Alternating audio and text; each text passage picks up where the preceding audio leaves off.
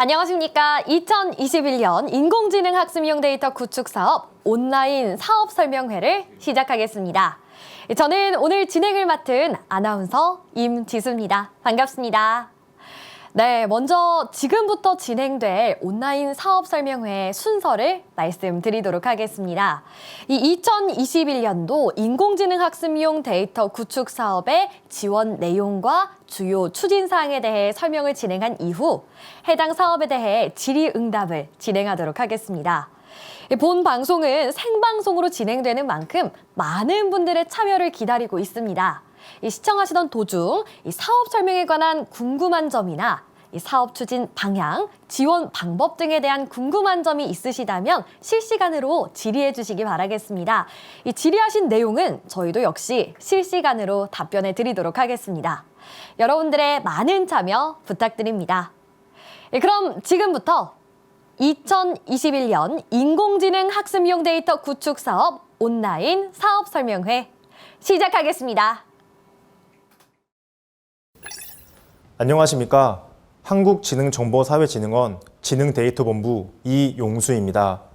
지금부터 2021년도 인공지능 학습용 데이터 구축 사업의 지원 내용과 주요 추진 사항에 대해 설명드리겠습니다.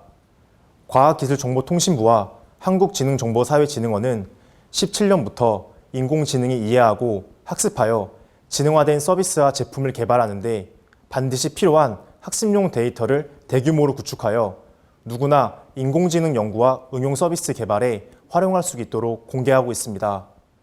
올해는 작년과 비슷한 규모인 총 150종의 데이터를 구축하여 공개할 예정으로 곧 설명드릴 주요 유망 분야의 130종 주제 지정 데이터와 자유 공모를 통한 20종 데이터를 구축할 수행 기간을 선정하여 지원하게 됩니다. 설명 순서는 다음과 같습니다. 첫 번째, 본 사업의 추진 경과 및 현황입니다. 두 번째는 21년 사업 지원 내용입니다. 세 번째로 올해 사업의 주요 요구사항입니다. 네 번째로 사업 신청 방법 및 유의사항입니다. 다섯 번째로 21년도 데이터 구축 내용에 대해서 순서대로 설명드리겠습니다. 첫 번째로 인공지능 학습용 데이터 구축 사업의 지금까지의 추진 경과와 현황에 대해 말씀드리겠습니다.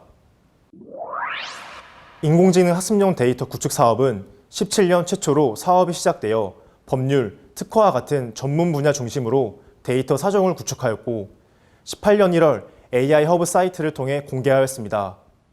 이후 18년 5월 정부에서 발표된 인공지능 R&D 전략의 주요 과제로 포함되어 AI 허브를 중심으로 한 데이터 구축이 본격 확대되기 시작하였습니다. 18년은 총 10종의 데이터가 추가로 구축되었고 19년 1월 발표된 데이터 AI 경제 활성화 전략에서는 인공지능 산업 활성화를 위해 대규모 데이터 구축, AI 알고리즘 개발 지원 등 AI 허브의 역할이 크게 강화되었습니다. 19년부터는 인공신경망의 딥러닝에 활용될 수 있는 데이터를 본격 구축하기 시작하였습니다. 20년에는 연초 총 20종의 데이터를 선정 추진하던 중 7월 발표된 한국판 뉴딜 종합계획에 디지털 혁신을 선도할 인공지능 학습용 데이터 구축 방안이 포함되면서 대규모 확대 추진이 결정되어 총 150종의 대규모 데이터를 추경을 통해 추가 구축하도록 확정되었습니다. 자연어, 음성, 자율주행, 헬스케어 등 주요 산업 및 기술 분야의 대규모의 인공지능 학습용 데이터가 연말까지 구축되었고 곧 서비스를 제공할 예정이 있습니다. 17년 이후 인공지능 학습용 데이터 구축 사업을 통해 총 21종의 데이터가 마련되어 공개되고 있습니다. 법률, 특허, 관광, 헬스케어 등 유망산업 영역에서 지능화 서비스를 개발하는 데 필요한 데이터가 구축되었습니다. 또한 음성지능, 시각지능, 언어지능 등 범용적으로 인공지능 학습에 필요한 한국어 음성, 한국형 이미지, 사람 동작 영상 등을 다수 구축하여 AI 허브를 통해 공개하고 있습니다. 또한 이상행동 CCTV 영상, 한국인 안면 이미지, 멀티모달 영상 등 개인정보 또는 저작권 등으로 그동안 대외 공개가 어려운 데이터를 참여자로부터 동의를 받아 직접 데이터를 제작함으로써 저작권, 초상권 등 법적 문제를 해결한 유용한 데이터를 다량 구축하여 공개하고 있습니다. 20년은 170종에 이르는 다수의 대용량 인공지능 학습용 데이터가 구축되었습니다. 자연어 분야, 헬스케어 분야, 자율주행 등 무인 이동체 분야, 농축수산 분야, 국토환경 분야, 안전 분야, 미디어 분야, 기타 분야와 지역 특화 데이터, 그리고 자유주제 데이터에 이르기까지 시장과 산업 수요를 바탕으로 한 데이터가 대규모로 구축되었습니다. 산업 분야뿐만 아니라 음성지능, 시각지능, 언어지능 등 인공지능 기술 분야에서도 전 영역을 아우르는 학습용 데이터가 대량으로 구축되었습니다. 해당 데이터들은 현재 최종 검증 중이며 완료가 되는 대로 AI 허브를 통해 서비스가 될 예정입니다. 지금까지 구축된 인공지능 학습용 데이터들은 AI 허브를 통해 서비스되게 됩니다. 국내 중소벤처, 스타트업 등 누구나 자유롭게 인공지능 데이터를 제공받고 데이터로 개발된 인공지능 알고리즘에 대한 정보를 획득하고 인공지능 데이터 저작 도구를 다운로드 받아 직접 필요한 데이터를 만들어 활용할 수 있는 통합 서비스 플랫폼인 AI 허브 서비스를 개발하여 제공하고 있습니다. 그리고 AI 허브를 통해서 대용량 학습에 필요한 고성능 컴퓨팅 자원을 신청하여 지원받을 수 있으며 기업이나 연구자가 보유한 인공지능 개발 역량을 경쟁할 수 있는 경진 대회에 참가할 수도 있습니다. AI 허브 사이트 주소는 www.aihub.or.kr입니다. 다음은 21년 사업의 지원 내용입니다. 먼저 사업 개요에 대해 간략하게 말씀드리겠습니다. 인공지능 서비스는 일반적으로 대량의 데이터를 인공신경망에 학습시켜 모델을 생성하고 활용하고자 하는 목적과 기능에 맞게 튜닝을 하고 사용자 인터페이스를 적용하여 고객용 제품이나 서비스로 개발됩니다. 본 사업에서는 인공지능 개발의 시작점이 되는 학습용 데이터를 대량 구축하는 것이 첫 번째 사업 범위입니다. 기계가 이해하고 학습할 수 있도록 원천 데이터를 수집하고 사람이 데이터의 정보와 지식을 부여하는 가공 작업을 거쳐 인공지능 학습용 데이터를 구축하게 됩니다. 거기에 더하여 구축한 데이터의 활용성과 유효성을 검증하고 향후 데이터를 이용하는 사용자가 인공지능 연구 개발에 참고할 수 있도록 인공지능 모델을 시범적으로 구현하게 됩니다. 다만 개발된 인공지능 모델은 한국지능정보사회진흥원이 서비스를 직접 제공하는 것이 아니고 개발한 기관, 기업에서 향후 서비스의 상업적 활용과 부가가치를 창출할 수 있도록 견인하기 위함입니다. 21년 인공지능 학습용 데이터 구축 사업을 통한 지원 내용은 다음과 같습니다. 사업 지원 기간은 21년 5월 1일부터 12월 31일까지입니다. 올해는 선정평가와 과제 조정이 끝나고 협약이 5월 1일 이후에 체결되어도 5월 1일로 소급하여 협약을 체결할 예정입니다. 또한 일부 데이터 구축에 사계절이 필요한 과제의 경우 협약 기간은 22년 2월 28일까지 체결될 예정입니다. 해당 과제는 공모 안내서를 참고하시기 바랍니다. 과제 선정은 총 98개 과제가 선정되게 됩니다. 즉, 98개 수행 기간이 선정될 예정입니다. 지원 대상은 인공지능 학습용 데이터 구축 개방하고자 하는 기업, 대학, 출연연, 정부기관, 지자체, 협회, 개인사업자 누구나 제한 없이 신청하실 수 있습니다. 지원 예산은 19억에서 38억 수준이며 일반적으로 한 개의 데이터를 구축하는 과제는 19억, 2개 이상을 구축하는 과제는 38억이 됩니다. 다만 지원 예산액은 과제조정위원회 검토를 통해 협약 전 최종 확정됩니다. 수행 기간은 인공지능 응용 개발이 가능한 전문 기업을 포함하여 데이터 구축 역량을 갖춘 2개 이상의 기업이나 기관이 반드시 컨소시엄을 구성하여 신청하셔야 합니다. 주의할 사항으로는 주관기관의 자격으로 한 기업이 최대 3개까지만 신청이 가능합니다. 총 지원이 가능한 86개 분야 중 3개까지만 신청 가능합니다. 단, 참여 기간으로는 모두 참여 가능합니다. 그러나 각 기업과 기관의 자원과 역량을 고려하여 적절히 지원하시기 바랍니다. 사업비 지원은 상호 출자 방식을 따릅니다. 수행기관들은 과학기술정보통신부와 한국지능정보사회진흥원의 관련 규정에 따른 민간부담금 기준에 따라 부담금을 출자하셔야 합니다. 중소기업의 경우 총 사업비의 20%를 부담하셔야 합니다. 자세한 출자 방식에 대한 사항은 관련 규정과 표를 참고하시기 바랍니다. 다만 한 가지, 동사업에서 작년과 달라진 사항은 크라우드 소싱 인건비를 사업비 내에 책정하셨다면 이를 정부 지원금에서 제외한 금액을 적용하여 민간 부담금을 산출하셔서 부담하시면 됩니다. 예시를 보시면 원래 방식대로라면 10억을 받는 중소기업은 2.5억의 민간 부담금을 내셔야 하지만 이번에 바뀐 산정 방식에 의하면 10억의 정부 지원금을 받는 중소기업이 2억의 부담금만 납부하시면 됩니다. 다음으로 21년 사업에서 요구하는 주요 사항에 대해 설명드리겠습니다. 과제 수행 기간이 중점적으로 수행해야 할 주요 요구 사항은 다음과 같습니다. 먼저 인공지능 학습용 데이터 구축의 설계, 수집, 정제, 가공, 검증, 모델 개발까지의 전 과정에 대해서 자세하게 기술한 데이터 구축 방법 및 검증 계획서를 별도로 작성하여 사업 수행 계획서와 함께 제출하셔야 합니다. 계획서는 세부 데이터별로 작성되어야 합니다. 2종의 데이터를 만드는 과제라면 2개의 데이터 구축 계획서가 작성되어야 합니다. 또한 구축 계획서 속에는 반드시 실제 데이터로 구축될 샘플 데이터가 포함되어야 합니다. 이는 사업 초기에 데이터 구축 방향을 명확화하고 사업 관리와 구축 방법의 기준 문서로 활용하여 사업 효율성과 목표 달성을 확실히 보장하기 위해서입니다. 데이터는 중간 단계에서 품질을 검증해 보기 위해 9월 중으로 30% 정도의 데이터를 제출하셔야 합니다. 그리고 올해는 인공지능 모델 개발은 데이터의 유효성 검증에 활용될 수준으로 시범 제작하시고 보다 많고 품질이 높은 데이터 구축에 자원을 더 집중해 주시기 바랍니다. 다음으로는 품질 관련입니다. 세부 데이터별로 데이터 품질 관리 계획서를 별도로 작성하여 수행 계획서와 제출해 주시기 바랍니다.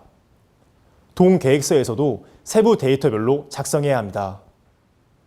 품질 관리 계획서는 최종 데이터의 품질 기준을 포함하여 이를 기반으로 품질 검증을 실시하게 됩니다. 품질 계획서에서는 반드시 최종 산출물의 품질 지표와 정량적 목표값이 포함되어야 합니다. 품질 활동의 원활한 진행을 위해 데이터 작업자와 품질 관리자를 대상으로 수준에 따른 품질 교육을 필수로 실시하셔야 합니다. 다음 요구사항은 일자리와 데이터의 법적 권리 확보에 대한 사항입니다. 동사업은 인공지능 데이터를 통한 일자리 창출이 중요한 목적 중에 하나인 사업입니다. 이를 위해 정부 지원금, 인건비 1억당 2.4명의 이상의 신규 인력을 채용하셔야 합니다. 신규 채용 인력은 6개월 이상 사업에 참여한 인력에 대해서만 실적으로 인정합니다. 정규직이나 계약직은 무관하지만 일용직은 제외됩니다. 신규 채용일 기준은 21년 1월 1일자 입사자부터 인정됩니다. 올해부터는 크라우드 소싱 인건비를 별도로 책정하게 됩니다. 크라우드 소싱 인건비로 책정된 정부 지원금 1억당 10명 이상의 작업자가 참여하여야 합니다. 크라우드 워커는 동사업에 3개월 이상 참여한 사람만 실적으로 인정합니다. 또한 작업자는 월 60시간 이상 작업 참여가 필요합니다. 이번 사업에 다수의 크라우드 워커의 참여가 예상되는 만큼 작업자에 대한 권익보호, 적정 임금 보장 방안을 수립하셔서 제안하시기 바랍니다. 또한 크라우드 워커분들의 안정적 일자리와 지속적 성장을 위한 역량 강화 교육 등 경력 개발 지원 방안도 제시해 주시기 바랍니다. 다음으로는 데이터의 법적 권리 확보에 대한 사항입니다. 동사업에서 구축되는 모든 데이터는 AI 허브의 공개, 배포, 활용에 법적 문제가 없는 데이터이어야만 합니다. 이를 위해 한국지능정보사회진흥원에서 제공하는 개인정보 수집 활용 동의서, 초상권 이용 동의서, 저작권 계약서의 표준 양식을 반드시 사용하셔서 데이터를 획득 수집하셔야 합니다. 학습용 데이터에 사용될 원시 데이터 등을 구매하는 경우 계약서 등 증빙 서류를 반드시 협약 전까지 제출하셔야 합니다. 다음으로 인공지능 학습용 데이터 구축 사업 신청 방법 및 유의사항에 대해 설명드리겠습니다. 21년 사업 신청 방법을 안내해 드리겠습니다. 사업의 공고 기간은 3월 10일부터 4월 12일까지입니다. 접수는 음성 자연어 분야 및 비전 분야, 헬스케어 및 교통 물류 분야 등 보시는 표의 순서대로 접수를 받습니다. 접수는 먼저 수행기간 구성 사항에 대해 제안서를 접수받는 날의 하루 전에 먼저 접수를 받습니다. 제안서는 각 분야별로 지정된 날에 접수할 수 있으며 온라인 또는 저희 원 대구 본원에 직접 방문을 통해 접수할 수 있습니다. 다만 방문보다는 온라인 제출을 권장드립니다. 수행기간 구성 및 제안서 접수는 한국지능정보사회진흥원의 디지털 제안서 통합관리 시스템을 통해 제출할 수 있습니다. 마감 당일은 많은 신청 기관들이 한꺼번에 몰려 접수가 원활하지 못할 수 있기 때문에 가급적 며칠 전에 여유를 두고 제출을 권장드립니다. 유의사항을 다시 한번 말씀드리면 수행기간, 컨소시엄 구성에 대한 내용을 제안서 접수일 하루 전에 반드시 마치셔야 합니다. 만약 수행기간을 등록하지 못했다면 다음날 제안서 접수도 불가능하게 될 수 있습니다. 따라서 신청을 준비 중인 기관에서는 각 접수 마감일을 유념해 주시기 바랍니다. 다음은 제출 서류입니다. 제출하셔야 하는 서류는 다음과 같습니다. 인공지능 학습용 데이터 구축 사업 수행계획서 및 발표 자료 각 일부, 인공지능 학습용 데이터 구축 방법 및 검증 계획서 일부로 세부 데이터별로 제출하셔야 합니다. 그리고 인공지능 학습용 데이터 품질 관리 계획서 일부, 이것 또한 세부 데이터별로 제출하셔야 합니다. 전체 기간의 사업자 등록증 사본 각 일부, 전체 기간의 법인 등기부 등본 및 인감증명서 각 일부를 제출하시면 됩니다. 한 가지 유의사항은 모든 파일은 PDF 형식으로 변환하여 제출하셔야 합니다. 그리고 간혹 발표 자료 등이 PDF 변환 시 깨짐이나 누락이 발생하니 꼭 확인 후 제출하시기 바랍니다. 한 번 제출된 서류는 절대 수정이나 추가 제출이 불가능합니다. 다음으로는 과제의 제안과 신청 시 꼭 유의해야 할 주요 사항에 대해 안내를 드리겠습니다.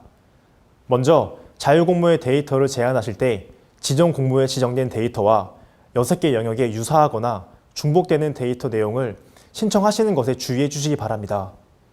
유사하거나 중복되는 데이터를 제안하는 경우 불이익을 받을 수 있습니다. 자유공모에 신청하시기 전에 공모 안내서상에 지정 데이터 내용을 면밀히 검토하시기 바랍니다.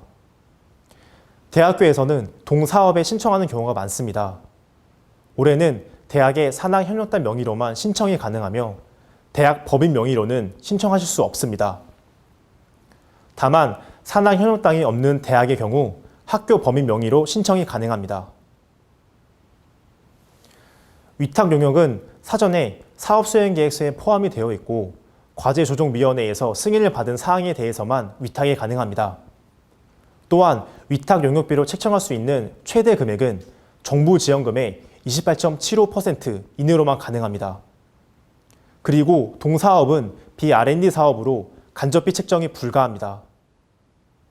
저희 사업의 주요 목적인 일자리 창출을 위해 정부 지원금의 70% 이상을 직접 고용이나 크라우드 소싱 인건비 등으로 책정하셔야 합니다.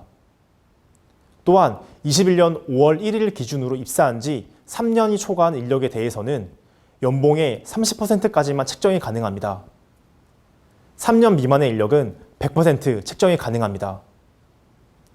수행계획서, 발표자료 등은 제출 후 변경에 불가합니다. 또한 평가 시 발표는 주관기관의 총괄 책임자가 반드시 발표하여야 하며 불가할 경우 서면평가로 시행합니다. 한국정보통신기술협회는 동사업에 참여가 불가능합니다. 다음으로 이번 사업이 진행되는 프로세스에 대해 간략하게 설명드리겠습니다.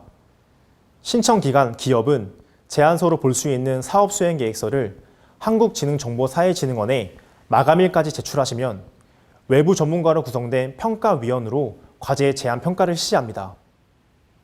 선정평가는 4월 말, 5월 초에 실시될 것으로 예상됩니다. 평가를 통해 지정 공모와 품목 지정 공모는 1순위, 지역 특화 분야는 상위 10개, 자유주제는 상위 4개 기관들로 선정됩니다. 우수기관 선정 후 사업수행계획서에 대한 과제조정위원회를 개최하고 과제 내용에 대한 보완과 적정 예상 규모 등을 검토하여 최종 확정하게 됩니다. 이후 보완 조정된 사업수행계획서를 바탕으로 한국지능정보사회진흥원과 수행기관 간의 협약을 체결하게 됩니다. 협약 체결 후 즉시 사업비의 80%를 지급을 하고 본격 과제에 착수하게 됩니다. 과제 수행 중 중간 점검과 수시 점검을 실시합니다. 협약이 완료된 후 과제 수행 결과에 대한 최종 평가를 실시하고 협약 기간 중에 집행된 예산의 적정성을 점검하는 정산을 실시하는 것으로 과제를 최종 마무리하게 됩니다. 마지막으로 21년도 인공지능 학습용 데이터 구축 사업의 주요 데이터 구축 내용을 설명드리겠습니다. 21년은 음성자연어, 비전, 헬스케어, 교통물류, 농축수산, 재난안전환경 6개 영역에서 130개의 주제 지정 데이터를 구축할 예정입니다. 먼저 음성자연어 분야입니다. 사람과 사람, 사람과 기계 간의 의사소통에 필요한 응성인식, 질의응답, 언어 말뭉치 등의 데이터를 대량으로 구축합니다. 음성과 자연어 말뭉치 데이터를 일상생활 영역에서 전문 분야나 업종별로 특화된 데이터로 확정하여 구축할 예정입니다.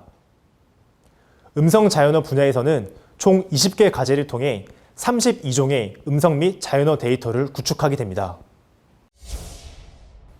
다음은 비전 분야입니다.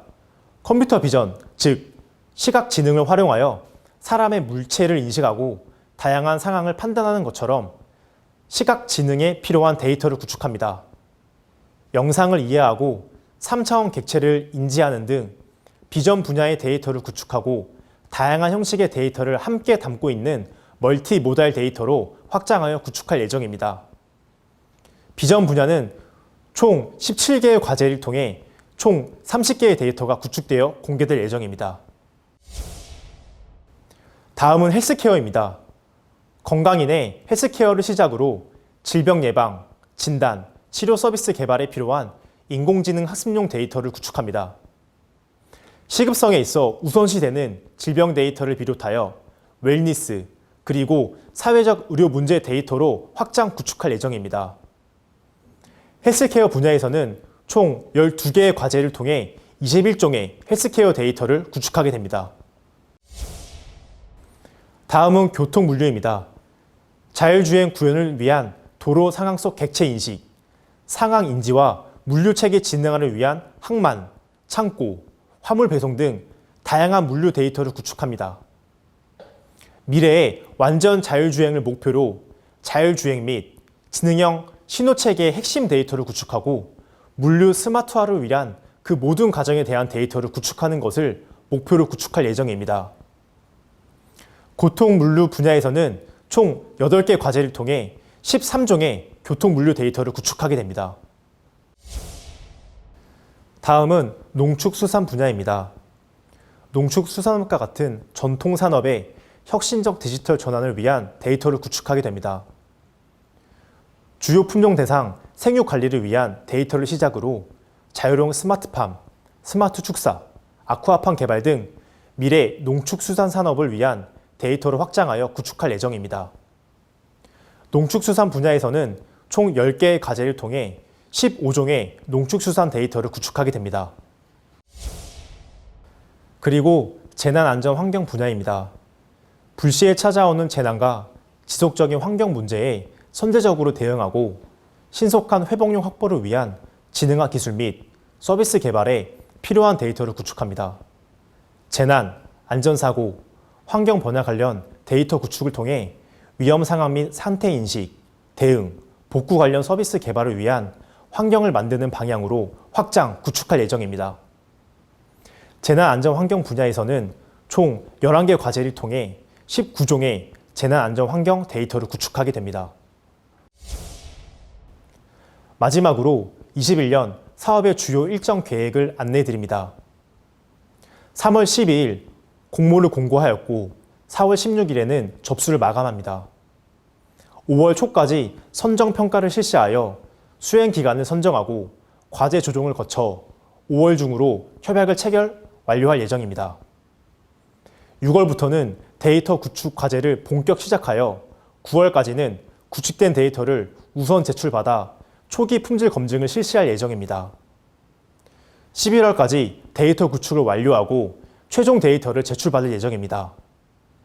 올해 12월 말까지 구축된 산출물, 데이터와 인공지능 응용 서비스 등에 대한 검증을 거쳐 AI 허브를 통해 공개하게 됩니다.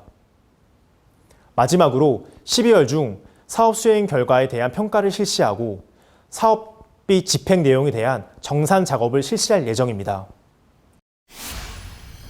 궁금하신 사항은 AI 허브 Q&A 게시판에 남겨주시면 답변 드리겠습니다. 인공지능 학습용 데이터 구축 사업에 대한 소식은 공식 SNS 채널을 통해 지속적으로 안내해 드리겠습니다.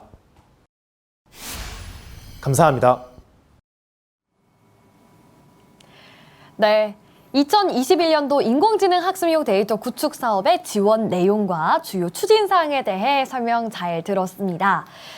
이제 지금부터는요, 이번 사업에 대한 질의응답을 좀 시작을 해보도록 하겠습니다. 먼저 본 생방송 많은 분들께서 또 참여를 해주고 계시고, 저희도 여러분들의 참여를 기다리고 있습니다. 이번 사업에 대해서 궁금한 점, 또 사업 추진 방향이라든지 지원 방법 등에 대해서 다양한 질의를 받고 있습니다. 질문 주시면 저희가 실시간으로 답변 도와드리도록 하겠습니다. 먼저 이번 사업에 대한 이 질문에 답변해 주실 두 분을 모셨는데요. 한국지능정보사회진흥원의 인공지능 데이터 사업팀 유호진 팀장님, 그리고 권오정 선임연구원님 모셨습니다. 안녕하세요. 안녕하세요. 네, 반갑습니다. 두 분께 먼저 자기소개를 부탁드리겠습니다. 네, 안녕하십니까. 저는 인공지능 학습용 데이터 구축 사업을 총괄 담당을 하고 있는 유호진이라고 합니다. 네, 반갑습니다. 네, 안녕하세요. 인공지능 학습용 데이터 구축 사업의 실무 담당자 권호정입니다. 네. 두 분과 이제 여러분들께 또 답변을 드리도록 하겠습니다. 우선 처음으로 생방송을 시청하고 계시는 분들을 위해서 일단은 이 2021년도 인공지능 학습용 데이터 구축 사업이 어떤 것인지 대략적으로 좀 큰 그림을 설명해 주시면 좋을 것 같아요. 네, 저희 인공지능 학습용 데이터 구축 사업은 코로나19의 극복, 그리고 경제 활성화를 위한 일자리 창출과 미래 신산업 육성의 핵심 기반인 데이터 인프라를 확보하기 위해 추진되고 있는 디지털 뉴딜 사업의 일환으로 추진되는 사업입니다. 네, 추가적으로 중소벤처, 스타트업 등 민간에서 인공지능 응용 서비스를 활발히 개발하도록 150여 종에 이르는 대량의 데이터를 구축하고 국민 누구나 사용하실 수 있도록 개방하여 인공지능 산업 활성화를 촉진하는 것이 저희 사업의 목표입니다. 네. 또한 크라우드 소싱과 직접 고용 등 다양한 업무 수행 방법을 통해 인공지능 및 데이터 일자리를 창출하고 데이터 전문 인력으로 성장하실 수 있도록 지원하기 위한 목적의 사업입니다. 그래서 그런지 정말 많은 분들께서 실시간으로 또 접속을 해주셨고 댓글로도 질의를 남겨주고 계시는데요. 저희가 이런 사항들 또 두 분 모셨으니 실시간으로 또 질문을 취합해서 잠시 후에 또 답변 도와드리도록 하겠습니다. 이전 시간에 저희가 또 올해 사업의 지원 대상이라든지 지원 요건, 또 주요 사업 내용, 그리고 변경된 사항이라든지 또 유의할 사항 등에 대해서 자세하게 좀 설명을 드렸었잖아요. 지금부터는 참가자 여러분들이 기다리시는 이 사업에 대한 질문과 답변 시간을 가져보도록 할 텐데요. 또 저희가 실시간이지만 먼저 또 사전 접수를 한 주요 질문들이 있어서 이 질문들 몇 가지에 대해서 여러분 대신해서 제가 먼저 좀 질문을 드리도록 하겠습니다. 첫 번째 질문입니다. 주관기관 자격으로는요, 3개까지 지원이 가능하고 참여기관 자격으로는 모두 참여가 가능하다고 안내가 되어 있는데 이게 과연 어떤 의미인지 그래도 한번 짚어주시면 좋을 것 같아요. 네네, 그 부분에 그 부분에 대한 질문이 많으신데요. 올해 사업에서는 기업에서 지원할 수 있는 참여 대상 분야의 수는 총 86개가 되겠습니다. 네. 지정 공모에 78개 분야, 지역 특화 1개 분야, 영역만 지정하고 데이터 주제는 자유롭게 제한 가능한 품목 지정 6개 분야, 나머지 분야 외 자유 주제 분야 1개로 해서 총 86개인데요. 네. 이 중에서 그 컨소시엄을 구성하고 있는 컨소시엄을 대표하여 하는 주관기관 자격으로는 최대 3개까지만 지원이 가능하고 참여 기관으로서는 86번까지 각각 모두 지원이 가능하다는 말씀입니다. 다만 기업의 역량과 자원을 충분히 고려해서 지원을 하셔야 할 것 같습니다. 네, 참여 기관의 입장에서는 또 86번까지도 각각 참여가 가능하다 이렇게 설명을 해주셨습니다. 자, 다음 질문입니다. 동일 분야 내에 또 저희가 중복 지원이 불가하다 이렇게 써 있더라고요. 이게 정확히 어떤 의미일까요? 네, 그 이전 질문에서는 각 기업은 그 최대 86개 분야에 대해서 다수 지원이 가능하다고 말씀드렸는데요. 네. 지금 하신 동일 분야의 중복 지원이 불가하다는 것은 약간 다른 의미입니다. 한 개 분야, 예를 들면은 1번 주제별 음성 데이터에는 특정 기업 하나가 컨소시엄 등을 달리해서 중복 지원해서 지원할 수 없다는 의미입니다. 쉽게 말하면은 그 한 개 분야에 선정되기 위해서 자기 자신과 경쟁을 할 수 없다는 의미가 되겠습니다. 그것이 주관기관 자격이든 참여기관 자격이든 상관없이 중복 지원은 불가합니다. 다만 수요기관이라고 있는데요. 수요기관 자격으로는 중복이 참여가 가능합니다. 네, 딱 명쾌하게 설명을 해주셨던 것 같습니다. 네네. 그리고 한 가지 더 네. 이제 유의할 사항을 말씀을 드리면은 이제 특별히 유의해야 할 사항인데요. 지역 특화 분야하고 자유주제 분야입니다. 지역 특화 분야에서는 총 10개 과제를 뽑게 되고 자유주제 분야에서도 총 4개 과제를 선정하게 됩니다. 그러나 지역 특화 분야, 자유주제 분야는 각각 1개의 분야입니다. 따라서 어떤 특정 기업이 지역 특화 분야에 데이터의 어떤 구축 주제를 달리해서 2번 이상 지원하는 것은 불가능하다는 의미입니다. 자유주제 분야도 마찬가지입니다. 혹시라도 중복 지원을 하신다면 큰 불이익을 받게 되니 주의하시기 바랍니다. 정말 명쾌하게 설명해 주신 만큼 요거는 이제 궁금하셨던 분들도 해결이 되셨던 것 같습니다. 자, 다음 질문 또 가보도록 할게요. 이 사업 공고 중 크라우드 소싱 인건비의 범주가 궁금하신 분들이 굉장히 많으세요. 사전 질문으로 저희가 또 접수를 받았지만 댓글로도 지금 실시간으로 질문 주신 분이 계셨었거든요. 네, 정말 중요한 부분이죠. 크라우드소싱 인건비는 예산 항목 중에서 크라우드소싱 인건비 비목에 산정한 비용에 대해서만 인정이 됩니다. 크라우드 워커의 관리 및 교육을 위한 정규 계약직 같은 경우에는 보수나 상용 임금으로 포함시키셔야 할 것입니다. 그래서 이 경우 해당 인건비는 크라우드소싱 인건비에 포함이 되지는 않습니다. 또한 작년과 달리 올해에는 위탁 용역비에는 크라우드 워커의 인건비를 포함시킬 수가 없습니다. 만약 크라우드소싱 관련한 위탁 용역을 하시려는 경우에는 플랫폼 운영 등 관리에 대한 비용만 집행하실 수 있습니다. 다시 한번 말씀을 드리면 데이터 수집, 정제, 가공에 투입되는 크라우드 워커의 인건비는 반드시 수행기관이나 참여기관이 산정하고 집행하셔야 합니다. 이 크라우드 워커 인건비와 관련해서 작년과 또 달라진 점이 있기 때문에 요거는 꼭 한번 다시 챙겨보시길 바라겠습니다. 자, 다음 질문입니다. 이 크라우드 소싱 일용직 채용 또는 계약직 이렇게 신규 인력을 채용하시는 경우가 있으실 것 같아요. 그런데 4대 보험 가입이 필수인지 아닌지도 궁금해하시는 것 같고요. 또 만약에 이 신규 인력 채용에 대한 증빙 자료는 저희가 어떤 것도 제출을 해야 되는지 이것도 한번 해결 부탁드리겠습니다. 네네. 올해는 4대 보험을 가입한 정규직 계약직에 대해서만 신규 인력으로 인정을 합니다. 그러니까 일용직은 신규 채용 인력으로 인정하지 않으니까 최대한 정규직 또는 계약직으로 채용을 하시기 바랍니다. 네. 그것에 대한 또 증빙은 4대 보험 가입 증명하고 근로계약서를 제출하시면 되겠습니다. 알겠습니다. 자, 그리고 또 인건비에 대한 질문이 꽤 많으신 것 같은데요. 이 사업비의 70% 이상을 인건비로 책정을 해야 된다. 이렇게 안내문에서 저도 봤거든요. 사업비가 민간 부담금을 포함한 총 사업비의 기준인 건지 아니면 정부 지원금의 기준인 건지가 궁금하고 또 이 70% 이상의 인건비 사용이 수행기관에서도 전체 기준인 건지 요거 정말 확실히 좀 짚어주셨으면 좋겠어요. 네, 그 부분 인건비 70%의 기준은 정부 지원금을 기준으로 합니다. 아. 예. 그리고 인건비 70%는 수행기간 전체를 봤을 때 충족하시면 되고요. 각 참여기관들이 모두 인건비 70%를 산정하실 필요는 없습니다. 좋습니다. 자, 그렇다면 이제 지자체 분들도 질문을 좀 주시더라고요.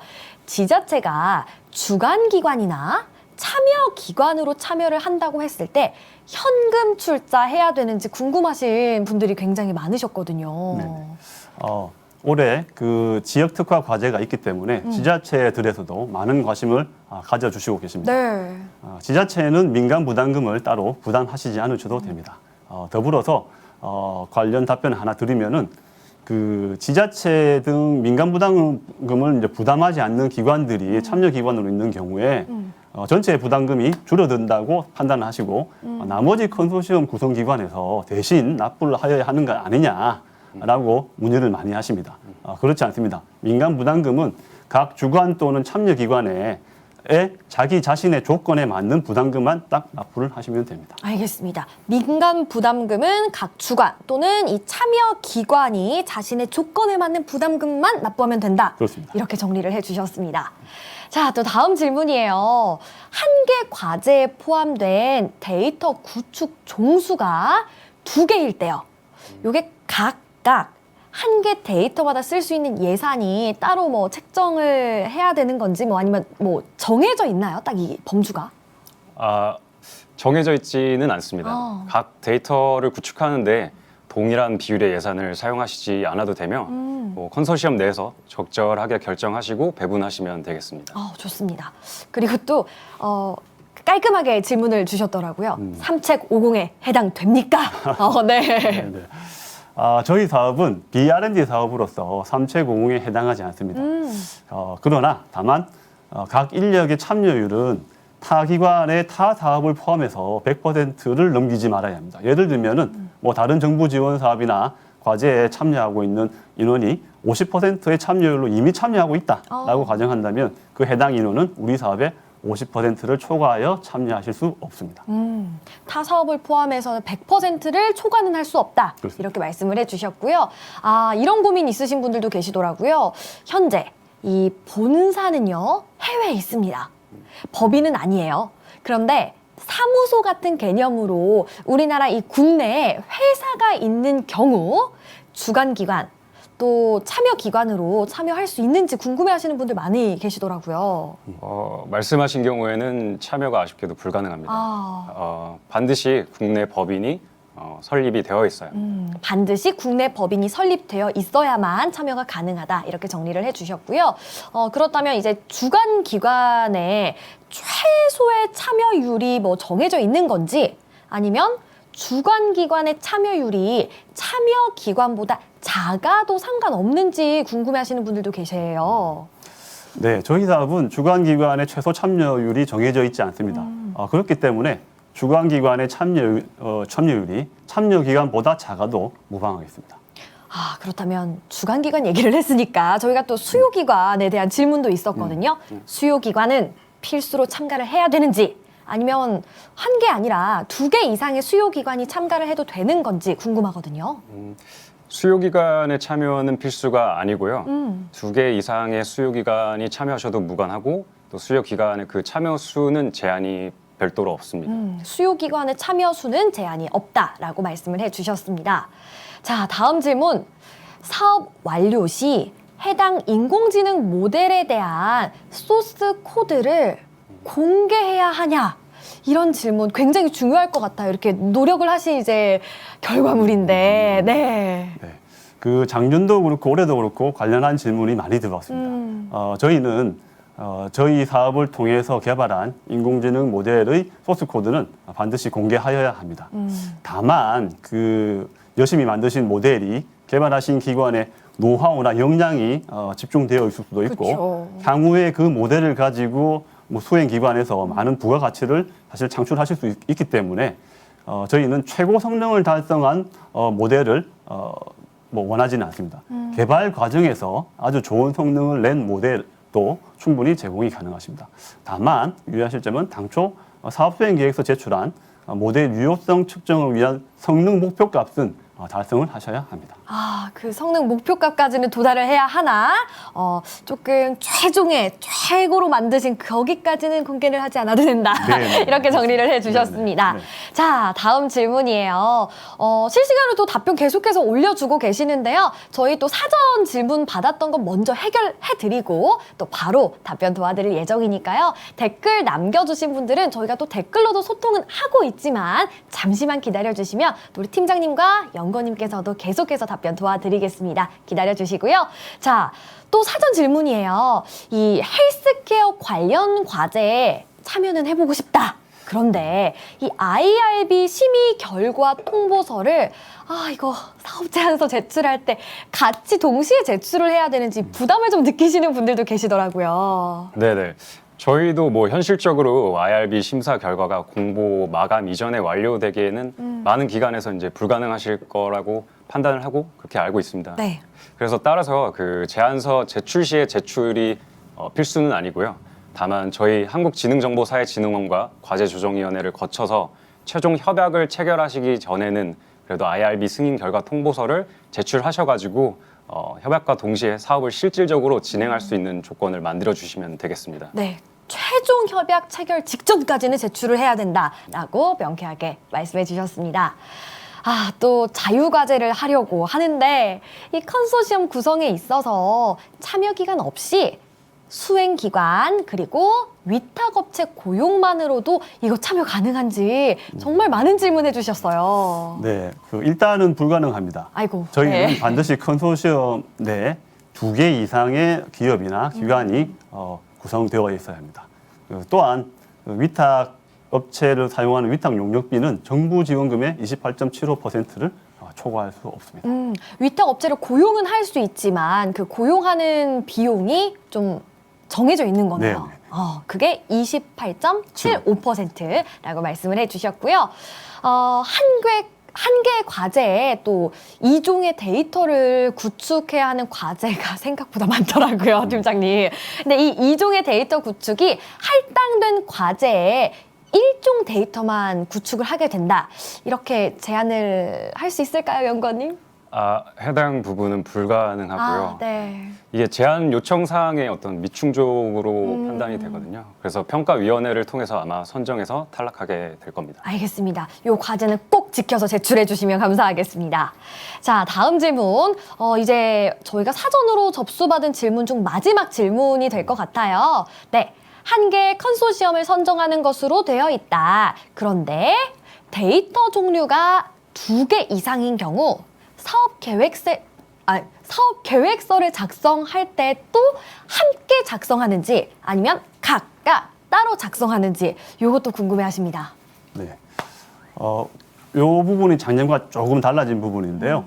올해는 컨소시엄에서 사업 수행 계획서는 1개, 그러나 2개 데이터를 구축해야 되는 과제라면 데이터 구축 및 검증 계획서는 2개, 품질 관리 계획서도 데이터별로 2개 각각 작성하셔서 함께 사업 수행 계획서 함께 제출하셔야 합니다. 네, 이렇게 해서 각각 또 제출을 해 주셔야 된다라고 말씀을 해 주셨고요. 저희가 또 이렇게 사전 질문도 해결을 해드렸지만 정말 많은 분들께서 실시간 채팅창을 통해서 질문을 해주고 계시는데요. 저희가 좀 취합을 해봤습니다. 네, 전해주시죠. 네, 저희가 또 차례대로 궁금증을 해결을 도와드리도록 할게요. 먼저 첫 번째 질문부터 제가 또박또박 읽어드리겠습니다. 네네. 자, 20년 사업에서는요, AI 응용 서비스 개발까지가 사업 범위였는데 올해 사업 안내서에는 서비스 개발은 언급이 안 되어 있습니다. 올해의 경우 서비스 개발 부분은 제한 기간의 재량으로 결정하면 되는 부분일까요? 그 부분은 제가 답변을 드릴 수 네. 있을 것 같은데, 네, 말씀 주신 것처럼 응용 서비스 개발까지는 필수는 아니고요. 그 공개를 하는 거는 이제 컨소시엄에서 결정하셔가지고 진행을 주시면 될 것 같습니다. 그럼 작년과는 달라지고. 작년과 달라졌지만 또 재량으로 결정을 해주시면 된다. 네네. 이렇게 정리해 주셨습니다. 자, 또 다른 질문도 한번 해결해 도와드리도록 하겠습니다. 3년 초과 입사자는 임금의 최대 30% 이내에서 책정이 가능하다는 기준에 대해서 조금 더 궁금하신가 봐요. 자세한 설명을 부탁드린다고 하셨는데요. 이거 어떻게 가능한가요? 네. 그 올해 약간 그 인건비하고 관련되어서 강화된 부분입니다. 여러분들께서 궁금하게 생각하시는 부분인데요. 각 기관에 취업하신 지 3년의 초과되신 경력자분들도 당연히 우리 과제에 많이 참여를 하시고 싶으실 텐데요. 그 3년을 초과하신 분들에 대해서는 최대 저희가 책정할 수 있는 임금비를 30%로 제한을 하였습니다. 그 말은 그분이 받으시는 1년 동안 받으시는 1년간의 임금을 100%라 뭐 100이라 가정할 때 저희 사업비로는 그분에게 30까지만 드릴 수 있다. 나머지 사실은 70은 자체 민간 부담금으로 투입을 하시거나 아니면은 자체적인 사업에서 기관에서 직접 임금을 지급하셔야 될 겁니다. 말씀드린 게 바로 이 질문의 꼬리 질문이었던 것 같은데요. 참여율 30% 이하라면 그러면 어떻게 될까요? 그러면 참여율이 30%까지이고 30% 최대 30%까지이고 10%, 20%도 상관이 없습니다. 그럼 이하라고 하니까 포함이 되는 거네요. 네. 까지니까요. 네, 알겠습니다. 자, 다음 질문도 해결 도와드리도록 하겠습니다. 개인정보 수집 활용 동의서 그리고 초상권 이용 동의서만 받으면 얼굴 사진 등 좀 이건 민감한 데이터잖아요. 온라인으로 공개 가능한 건가요? 네, 저희가 그 공모 안내서의 법적 권리 확보 부분에서도 강조를 하였지만 개인정보 같은 경우에 얼굴과 같은 개인정보 같은 경우에 개인정보 이용 동의, 그 다음에 초상권 이용 동의나 계약 등을 확실하게 체결하셔서 법적인 문제가 없다면은 그 개인을 대상으로 만들어진 데이터 같은 경우에는 온라인으로 저희가 공개를 할 예정입니다. 다만 네. 그런 법적인 문제가 충분하지 못해서 네. 혹시라도 어떤 법적인 문제가 발생한다면은 그것에 대한 책임은 사실 수행기관이나 참여기관이 사실 책임지셔야 됩니다. 네, 개인정보와 관련해서 요즘 너무나도 민감해진 상황이 있는 것 같아요. 이 부분 정말 철저하게 동의서도 받으시고 법적인 책임을 묻지 않으시도록 잘 수행하시길 바라겠습니다. 자, 다음 질문이에요. 역시 또 인건비 관련 질문이 굉장히 많으십니다. 총 인건비 대비해서 크라우드 소싱 인건비 비율이 나타나 있는데 요거 저희가 아까 사전 질문에서도 좀 해결을 해드린 거랑 거의 비슷합니다. 총 인건비가 인건비 중 정부 지원금과 민간 부담금의 합친 금액인 건지 아니면 정부 지원금만 포함한 것인지 궁금합니다. 해당 부분은 제가 잘 알고 있다면 정부 지원금에 해당되는 것으로 알고 있습니다. 네, 정부 지원금에 저희가 또 포함을 한 걸로 안내를 아까도 도와드렸고요. 다시 한번 확인 도와드렸습니다. 자, 다음 질문도 도와드리도록 할게요. 1억당 2.4명의 신규 채용에 대해서는요, 전체 사업비 대비로 산정을 해가지고 각 컨소시엄 그 업체에 상관없이 전체로 산정해서 합계 인원을 맞추면 되는 건지 궁금해 하셨고요. 아니면 각 업체당 이 컨소시엄 금액에 대해서 개별적으로 산정을 해서 맞춰야 되는 건지 궁금해 하셨어요. 전체로 해야 되는 건가요? 아니면 개별적으로 산정을 해야 되는 건가요? 해당 질문도 아까 저희가 사전 질문으로 비슷한 답변을 드린 것 같긴 한데요. 컨소시엄 전체로 생각하시면 되겠습니다. 컨소시엄 전체로 산정을 하시는 게 답인 것 같습니다. 자, 또 실시간 질문 답변 도와드릴게요. 많이 쓰실 건가 봐요. 사업 계획서랑 발표 자료에 대한 분량 제한이 있으시냐고 또 여쭤보셨거든요. 네, 그 사업 계획서는 그 양식을 보시면 아시겠지만 최대 300페이지를 넘으실 수 없습니다. 300페이지요. 그리고 발표 자료 같은 경우에는 나중에 평가를 하실 때 발표를 하실 텐데 저희가 발표 평가는 최대 20분까지 드릴 거기 때문에 거기에 맞춰서 준비를 하시면 되겠습니다. 알겠습니다. 자, 그리고 또 인건비네요. 정부 지원금의 70% 이상을 인건비 괄호하고 현금이라고 또 적어주셨어요. 네, 산정하는 것으로 쓰여져 있는데 여기에 인건비가 크라우드 소싱을 포함하는 것인지 내부 인건비만 책정되는 것인지 궁금합니다. 라고 답변을 주셨는데 이것도 아마 연구원님께서 아까 답변을 해주셨었지만 한 번 더 부탁드리겠습니다. 네. 크라우드 소싱은 포함이 되지 않는 것이고요. 그쵸? 아.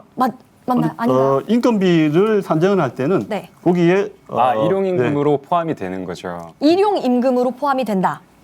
그게 70%의 기준은 크라우드 소싱 인건비, 그다음에 직접 고용하는 인건비 모두를 포함한 금액이 70% 이상이 되어야 됩니다. 알겠습니다. 혹시 또 궁금하신 사항이 있다면 저희 실시간으로 아직 계속해서 질문 받고 있으니까요. 남겨주시고요. 저희가 또 홈페이지 내 게시판을 이용하시면 혹시 저희가 시간 관계상 해결을 못 해드린 질문에 대한 답변도 저희가 차분히 차근차근 답변 도와드릴 예정이니까요. 그것도 다시 한번 제가 주소랑 또 어디에 올려야 되는지 잠시 후에 안내 도와드리도록 하겠습니다.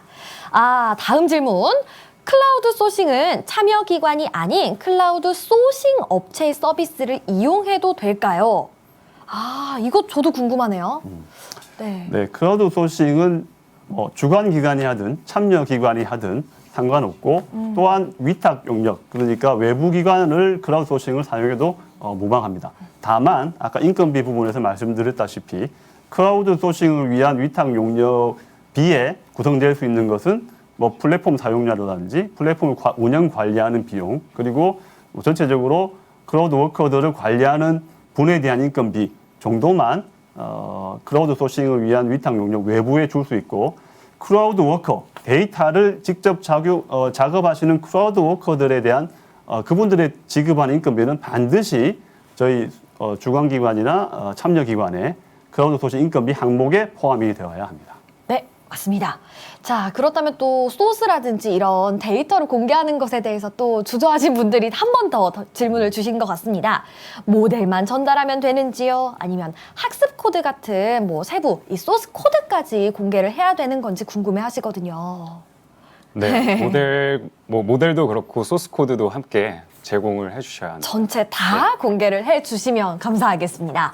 계속해서 질문이 들어오고 있습니다. 요것도 아까 저희가 한번 설명을 드렸던 것 같은데요. 참여 기관이자 수요 기관으로 참여를 할 수 있는지 또 질문을 주셨거든요.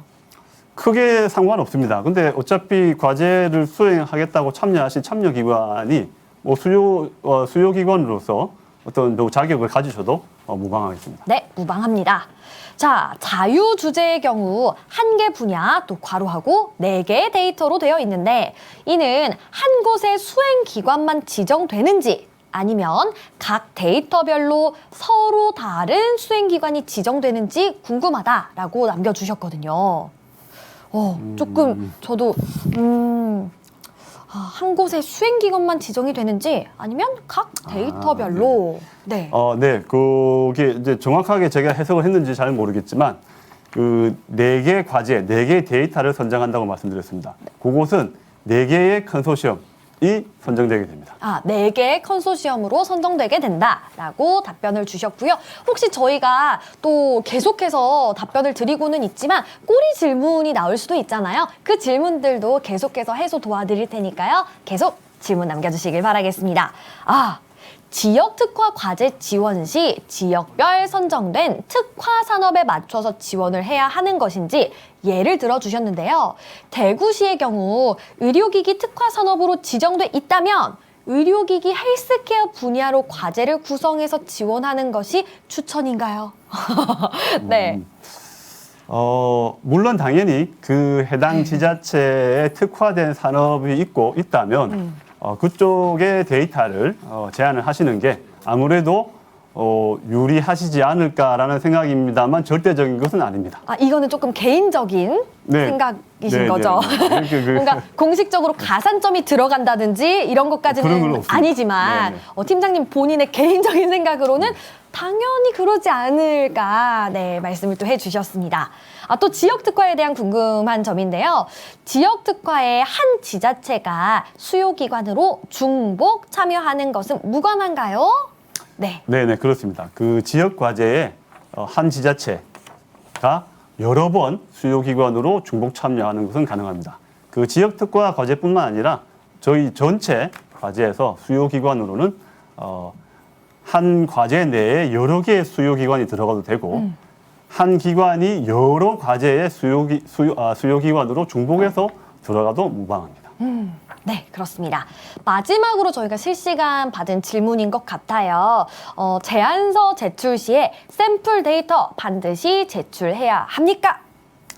네. 그 요건에서 말씀드렸다시피 샘플 데이터는 반드시 제출을 해야 됩니다. 그러나 양이 많을 필요는 없고 정확하게 향후에 과제를 수행할 때 어떤 데이터를 만들겠다라는 것들을 확실하게 보여줄 수 있는 실제 데이터 한 개와 그것과 관련된 가공된 레이블링 데이터를 하나 제출을 반드시 해주셔야 합니다. 만약에 제출하시지 않는다면 아마도 평가에서 좋은 점수를 받기 힘드실 겁니다.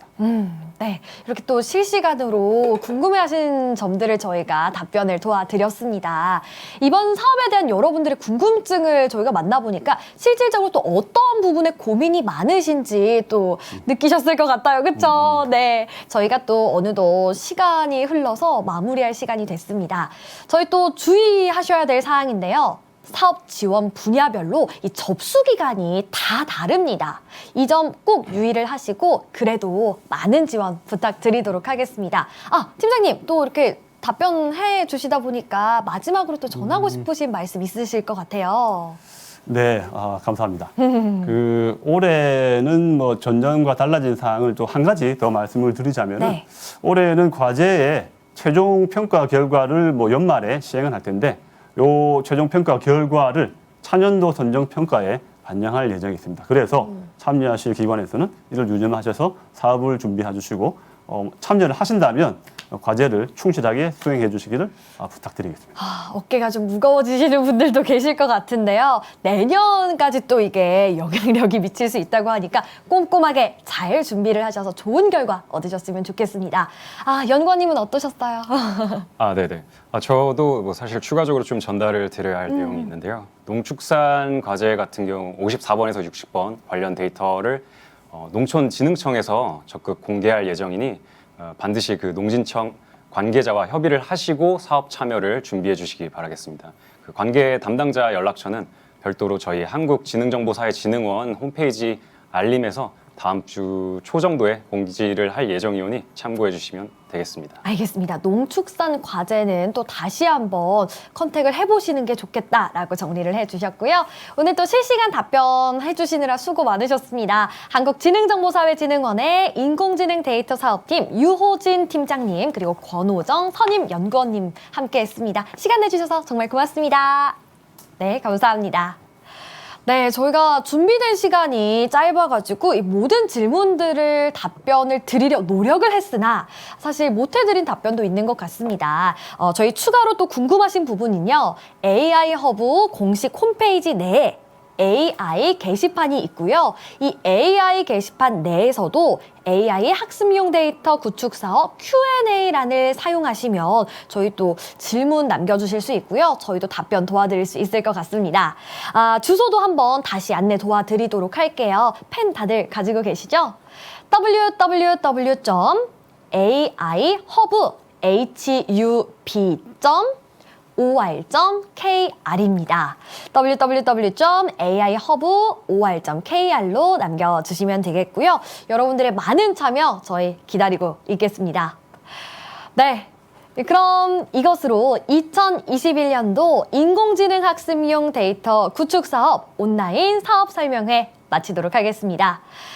긴 시간 동안 함께 해주신 여러분 정말 감사드립니다. 여기서 인사드리겠습니다. 고맙습니다.